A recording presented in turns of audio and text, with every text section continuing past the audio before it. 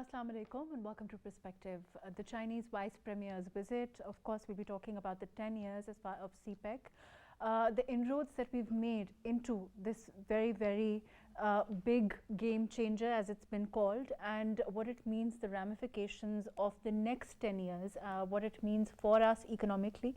Also, as far as our bilateral relationship with China is concerned, what kind of inroads do we expect in the next 10 years or so, the projects that are currently in the streamline, what is expected, of course, our long-time ally, long-standing friend China, and our relationship in the background of CPEC, all of that today on Perspective. I have with me Dr. Fazal Rehman, who's Director, Pakistan Institute of China Studies. Thank you for joining us today.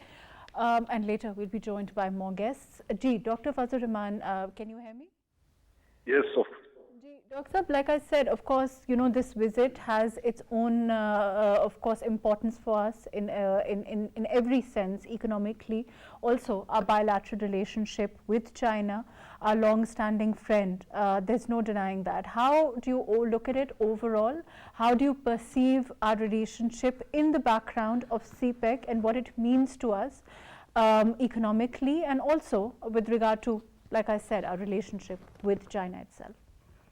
Actually, our relationship with China has a long history, and it is a relationship, which is very unique in many ways, being very different in political system, in culture, in overall economic orientation. Yet we are best of the friend, and we have enjoyed very cordial relationship, throughout our diplomatic history. So I think our relationship is lying on a very solid, rock-solid foundation. And it's an ever-evolving relationship. As far as CPEC is concerned, I think CPEC is a project which is beneficial for both China and Pakistan. For Pakistan, it's a very crucial project in a sense that it has come into Pakistan's mainstream, life when there was no other investor ready to invest in Pakistan. So I think from that point of view, we should be very, grateful to China for offering us this project. Although we have been, advocating this project since 2006 with China, that there's a possibility of connectivity, there's a possibility of creating a special corridor for China through Pakistan. But there was a lukewarm response. But in 2013, it came about in the fore. And Pakistan immediately, agreed to that, and we both started working on it. If we look at the past 10 years of CPEC, as you have mentioned, it's a very, successful project so far. But I think it could have been much more stronger and better. It could have achieved much more, deeper and larger results had there been, more input from our side, into this project. I think that, as far as the energy sector is concerned, it's a very satisfactory situation. It has added about, 6,000 megawatts to our main grid, and it's going to add another 3,000 megawatts, I think, by the end of 2024. And eventually it is going to be around, 17,000 megawatts worth of projects that we are talking in terms of energy. Infrastructure also is, has been done very satisfactorily. But what has been lagging behind is like industrial cooperation, which is, I think, is going to be eventually backbone of CPEC, because it's to, add Pakistan's exportable surplus, and it is going to earn us. As far as the Gwadar, particularly the Gwadar port is concerned, we've seen the Prime Minister, the recent visit there, as far as inauguration of, the largest airport, of course, as I understand, it's going to be able to land an A380. There's, a lot of mega development going on. What do you think it means for the residents of Gwadar? Well, actually, I think there's a opportunity for the residents of Gwadar, but I think so far what has been offered to them is less than what they have been expecting.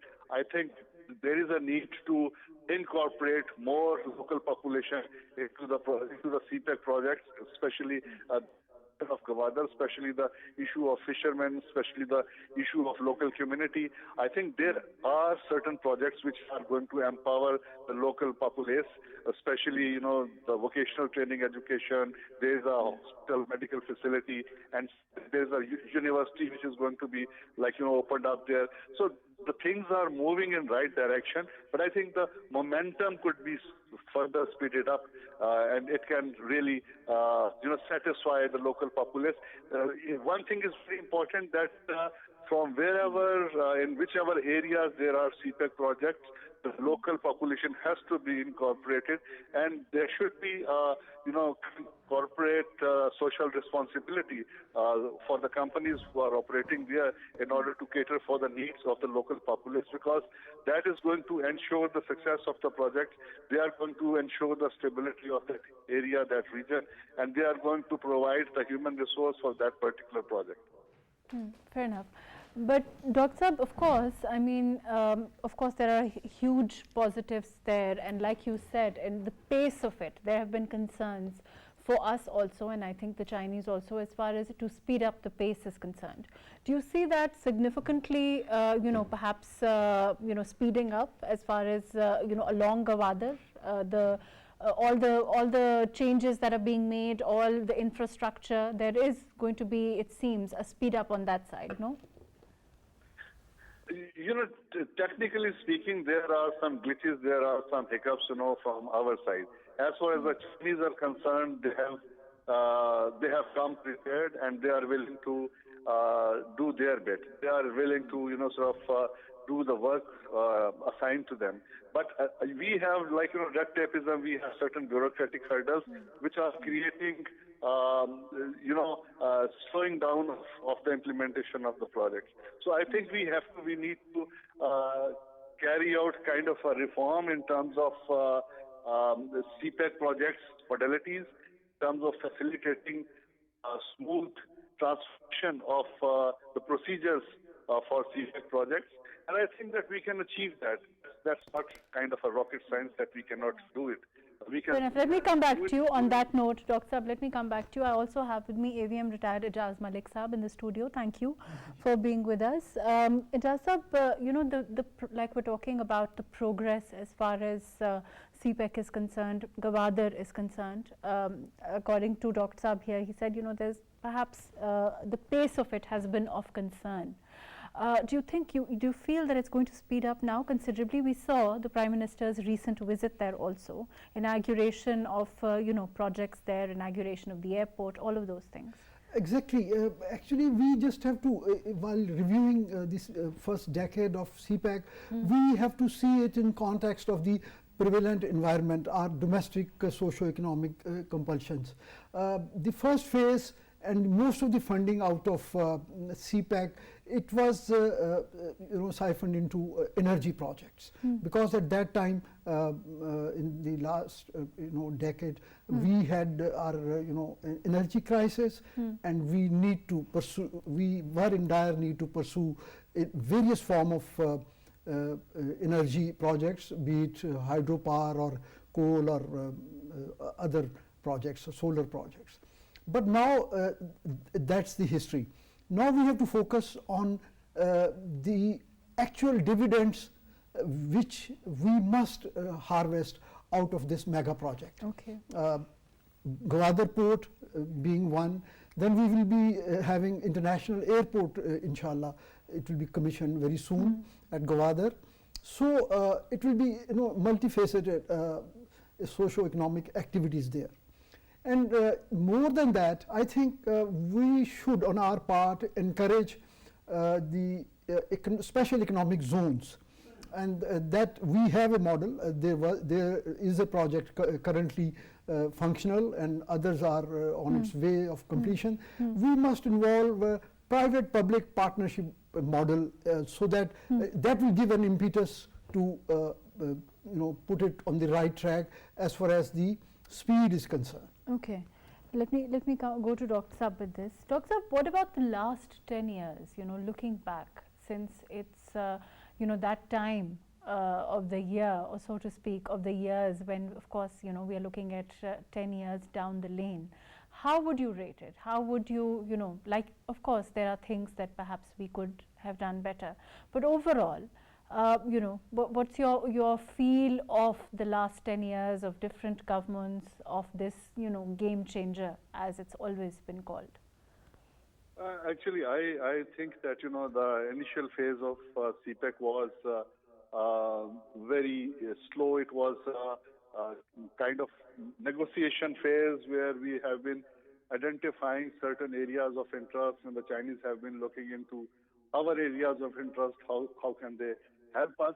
But at the same time, what I would say that, the most important thing was that we have had two different types of bureaucracies, the Chinese bureaucracy and the Pakistani bureaucracy, which operate entirely in a different environment, with a different pace and with a different kind of set of rules and regulations. So to bring them together and put them, sort of to work together was kind of a gigantic task. And I think that it took a while before they have understood us and we have understood them, how to proceed, because this is for the first time, remember that Pakistan and China have entered into such kind of a mega project. Before that, there was nothing of this sort. Do you think we've sufficiently understood the workings on both sides now? I think we are still in the process of learning. I mean, I have been following CPEC for long time now. So I think that, still there is a lot to learn.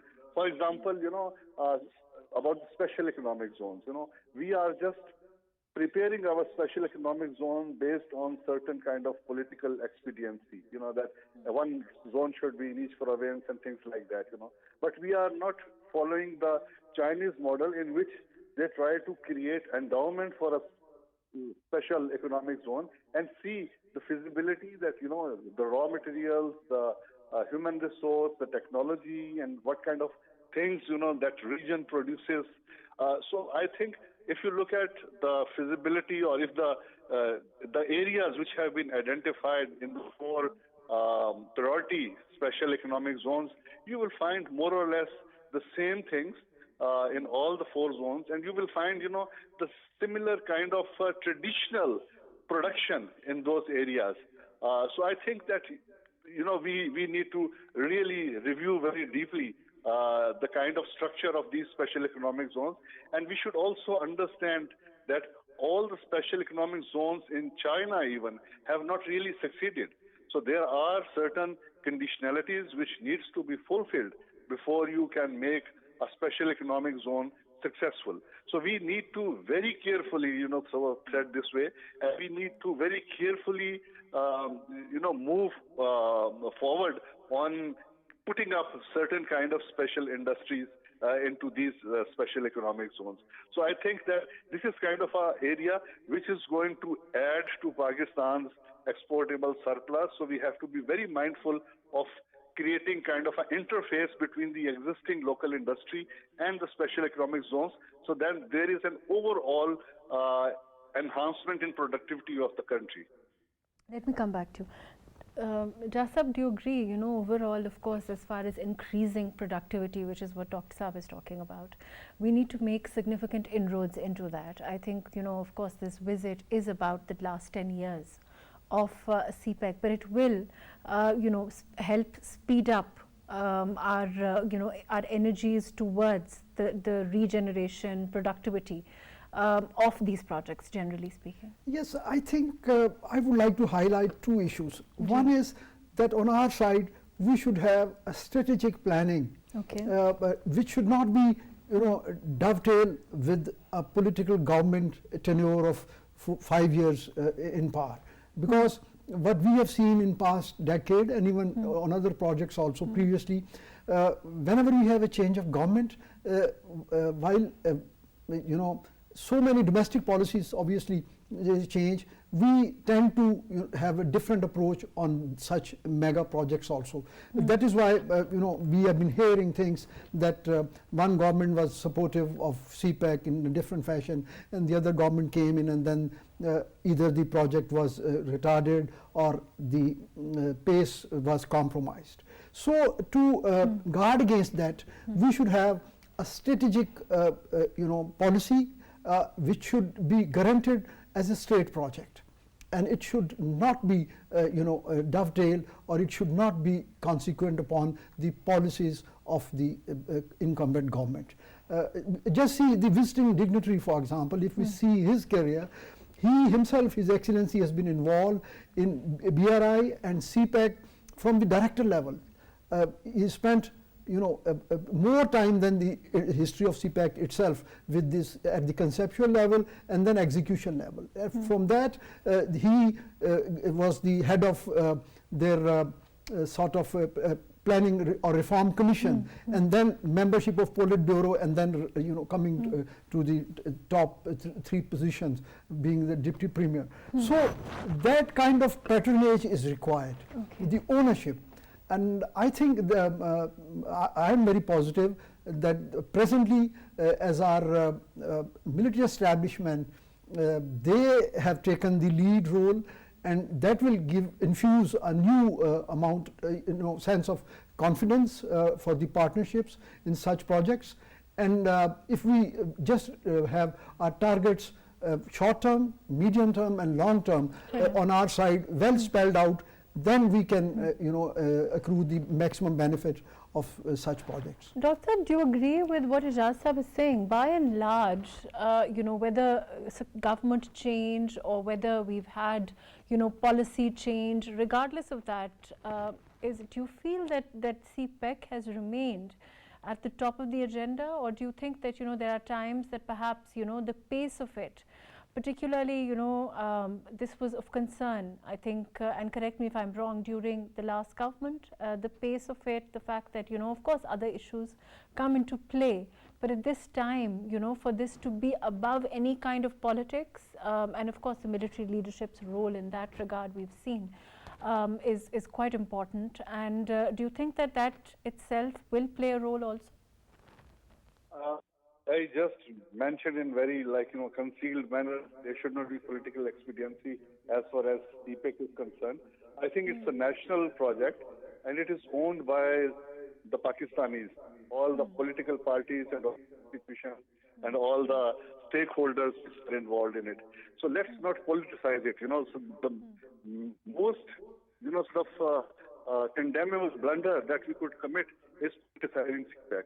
It is going to impact on our bilateral relations with China. It has already impacted, in many ways, our bilateral relations with China. So let's not politicize it. It started with the politicization of routes, then it started with politicization of economic zones. We started from 29. Let's leave politics aside. Of course, we've seen successive government change regardless in the last 10 years, but all the governments have by and large taken it as a priority. All the respective governments in the past have contributed. Only in the last government they wanted to change the nuance of the direction of this project. They wanted that the trickle-down effect should immediately reach to the people. That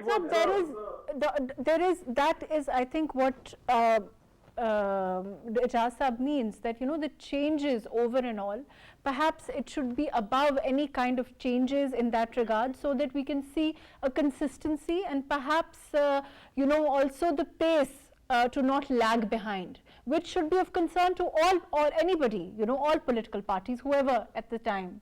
And it should, like you are saying, this is one of those projects that remains very close to the hearts of the Pakistanis, regardless of who's spearheading it. Absolutely, I agree with what he is saying, that we should take the ownership and we should develop a national consensus and we should develop a long-term strategy and stick to it. That is how the Chinese have achieved. Somebody recently say to me that this is also, of course, it has huge ramifications economically. But of course, it's linked to our relationship with China. There's no denying that. The political side of it is also there. China is, of course, also our geostrategic partner. All of those realities are also there. How, in your opinion, its ability to transform our economic landscape, could you elucidate on that? Is this question for me? Ji. I think that there is a lot more that we need to do if we really want to take full advantage of CPEC projects, and that is basically different kind of reforms that we need to undertake, which we have not taken for many years. So I think that we need to look into the other weaker areas of our economic development, and then we should try to link CPEC projects with those areas and try to supplement with CPEC projects those areas and try to strengthen them. For example, agriculture. In agriculture now there is a renewed interest from the Chinese side and from our side. So agriculture is going to be one of the major areas in which we are going to collaborate on CPEC projects. Similarly, education is another area. Technology is another area. These are the new emerging areas in CPEC besides the other areas where we have already achieved some tangible results. So I think that the future is very provided. We should not just rely solely on CPEC, but we should also do the upgradation of our local economic structure, industrial structure, and agricultural structure, introduce technology, develop human resources. Fair enough. I agree. I think on that note, Ijaz Sahab, I think what Dr. Sahab is saying, he's saying that for us to reap, as I understood it, to reap as much benefit as we can economically, we need to have existing complementing structures, perhaps for which we need reform, whether we talk about agriculture, whether we talk about in the education sector, all of those things. So it has to be side by side for us to reap as much benefit as we can out of CPEC, for it to become that road, that game changer that we envisage it to. Isn't that true? Yes, I think I agree with Dr. Sahab, because we should move, very carefully from the conventional or traditional avenues of economic cooperation. For example, as he has highlighted, agriculture, food security is a global issue. Pakistan, with its tremendous potential, we can collaborate with China, and we can have enhanced productivity where we can not only have mutual needs fulfilled, but we can be a very good source of suppliers in livestock, in agriculture products in the region and globally. Then we should select those areas, for example, the technology, the emerging technologies in which China has of late spent a lot, progressed very well. Healthcare sector is another sector where I think we can take help from China, and we should not forget the infrastructure development. One mega project which was part of the CPEC overall plan, which was envisaged 10 years back, is our ML1 project. So that is a lifeline for our north to south connectivity. So we must pursue that with the renewed energy, and I think that will be a real game changer as far as our connectivity, domestic connectivity is concerned. And obviously once we have connectivity with the port city of Karachi, expeditious transportation, then definitely it will help in the overall context of the exports oriented industries through CPEC project as well. Let me go to Dr. Dr. What about South Asian region as a whole? Of course, this has potential ramifications for us, but particularly for also the South Asian region. This has huge potentials for everyone. Don't you agree? Well, as far as the South Asian region is concerned, that I think it's a fictitious region where one country has the centrality and all the other countries do not share border with each other, so the geographic, constraints are inhibiting kind of direct connectivity.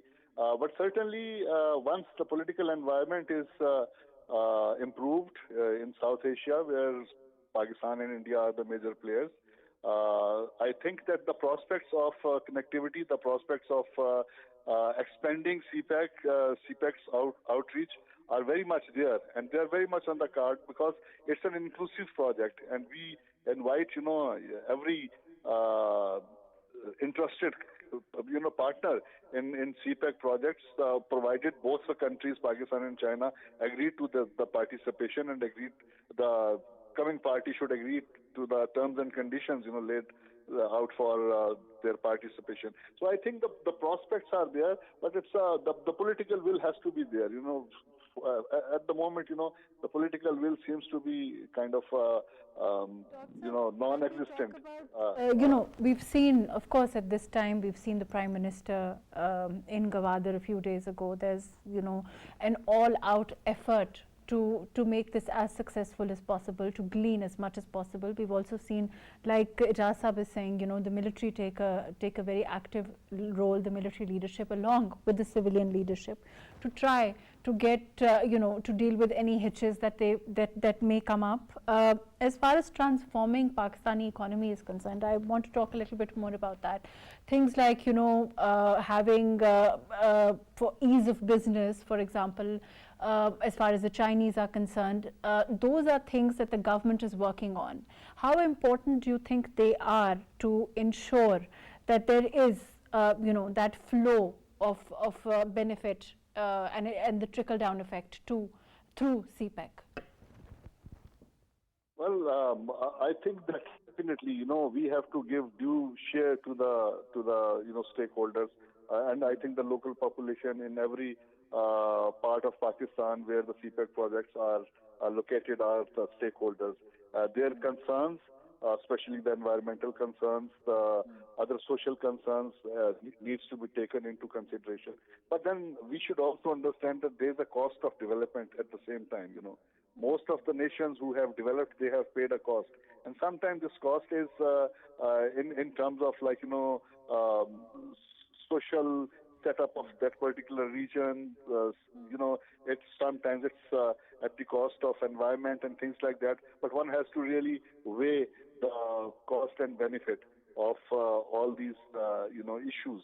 I think that CPEC has huge potential, and especially Gwadar and the people of Gwadar has huge potential, provided they are taken on board, they are given assurance, their grievances or their concerns are addressed in an adequate manner, and they are given a surety. Some of their concerns are genuine, legitimate concerns, and I think that one should not hesitate at all to address those instantly, immediately, and they will be on the side of development. And I think that development in of all the issues stemming from issues that are stemming from these kind of, like you're saying, grievances or problems are, we are really gearing up to address them at this time, as far as, like I said, all stakeholders, and you've also mentioned. I'll just come back to you. I'm going to go to Najmus Saqib Sahib. He's a former ambassador. He's also with us. Ji, can you hear me, Najmus Saqib Sahib? Ji, I can. How do you look at this visit and overall, as far as the Chinese Vice Premier is concerned, and its effects on overall, the CPEC, its pace, all of those things? Of course, the obvious reason is the decade of celebration of CPEC. But as a diplomat, I can assure you that there are much more important things involved in this visit. For instance, the additional investment, the additional economic ventures, the additional trade programs, the additional discussions on rollovers and debt problems, etc. The political and the diplomatic side, we have a lot to discuss. And there are certain things, we cannot talk on telephone or any such communication, so one has to see. Can you hear me? Ji, I can hear you. Ji. So, one needs to meet one-on-one in person. So to me, it is an extremely important visit, number one, in the context of CPEC, of course, but in the context of bilateral relations.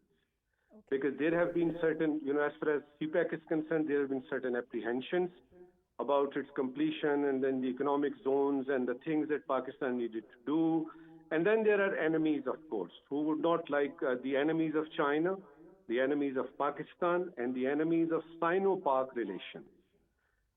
This has been, a relationship of one of its own kind.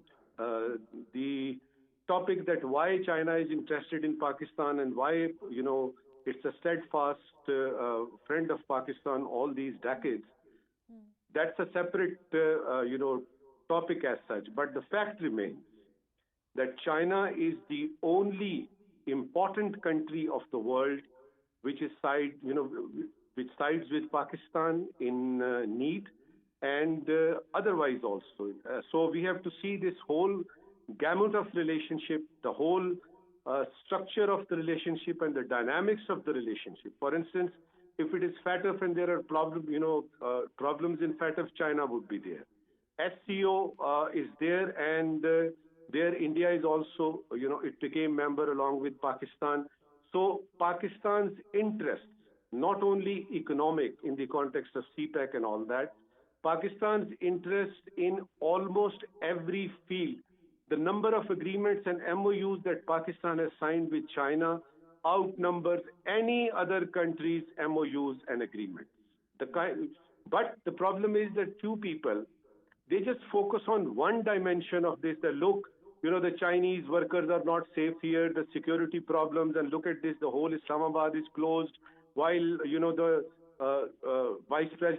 Vice Prime Minister of a very, very dear friendly country is coming. These are just, diversions. They are the detractors of Pakistan. They are the detractors of China. So to me, it's a very important juncture that the Vice Prime Minister of China is coming. And by the way, he is not just one portfolio holder. If you see his CV, you will see that there are many, many things, particularly relating to development aspects of China. So he's a very, very important guest, and the little inconvenience that the inhabitants or the residents of Islamabad are facing, please bear with us, because there are enemies of Pakistan and there are enemies of China, and I'm pretty confident that the result of this, 2-day visit, the outcome of this two-day visit will be very good for both countries, particularly for Pakistan. Right. Please stay with us, Ambassador Saab. I'll come back to you. Ijaz Saab, you heard what Ambassador Saab very candidly said. He said that, there is people who, all the, naysayers or things that are being said as far as the inconvenience are not far and, outweigh the benefits of this relationship, that we've enjoyed for a long time, and it's unprecedented as far as Pakistan-China relationship is concerned. And also, there are, of course, conspirators. We know of, particularly across the border, there have been issues there. Yes, it's not only across the border. The CPEC, Gwadar Port, and Chinese interest in this region, it is a very unique issue on which, while we were, I will refer back to the times, once we were a non-NATO ally and we were fighting alongside, almost half of the world in Afghanistan. And we were, in a coalition. But at that time even, the policy of those countries in Balochistan was different. They were pursuing different narratives just to undermine the significance of this collaboration, and also to create controversies in terms of the route, the mantra of western route or eastern route, or what benefit would the local population harvest out of this, and so many other issues. And it's not only the superpower, it is are so many regional friends also that we very vigorously pursue our relations with them, but their economic interest also is not in sync with the development of Gwadar or development of CPEC. So while our government or the state institutions, they are pursuing the CPEC, there is a need to pursue our foreign policy also in tandem with these developments, wherein we counter those narratives, we do our perception management, our to my reckoning, security is an issue, but it is much exaggerated by international press because of the vested interest of certain countries. Otherwise, almost every country has those domestic security issues. You're saying they play it up to suit their own objectives. Exactly. They issue, travel advisories. They would issue certain, statements which just, or they will highlight.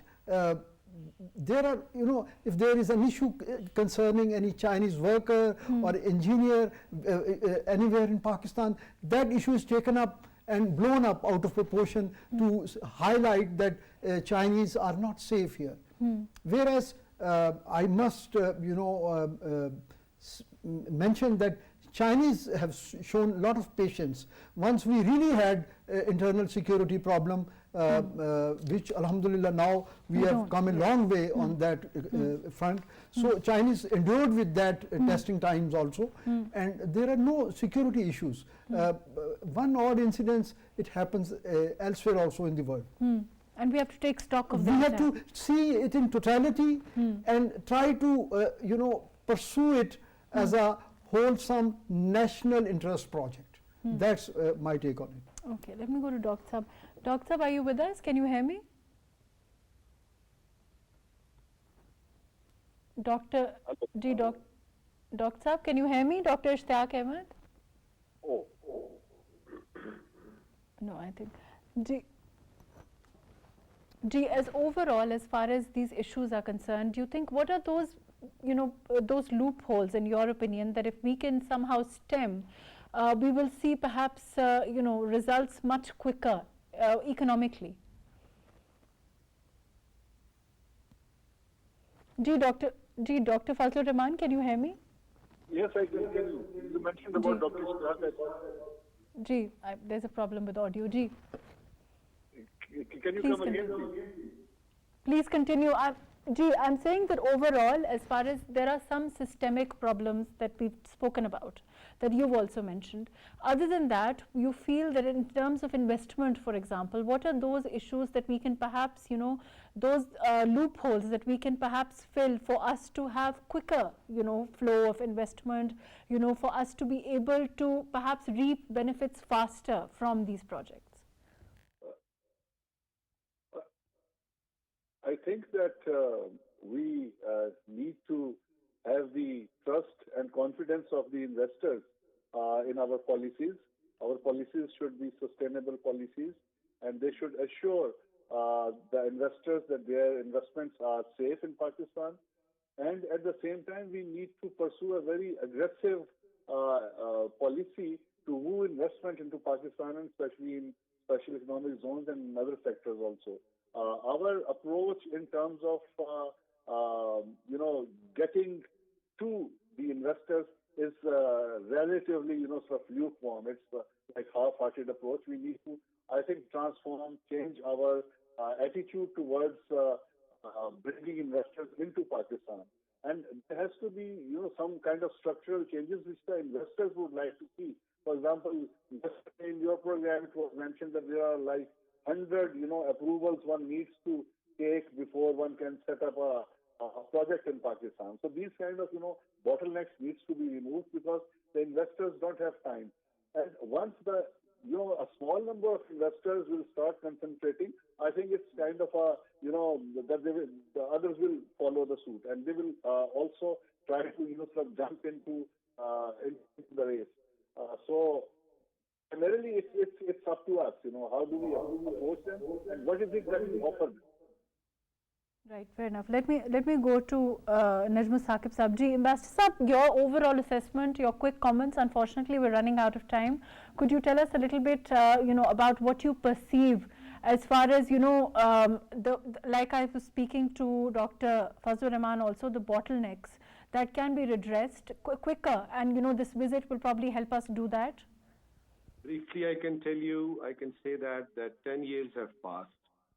As far as CPEC is concerned, it's very important for both countries, particularly for China and then Pakistan.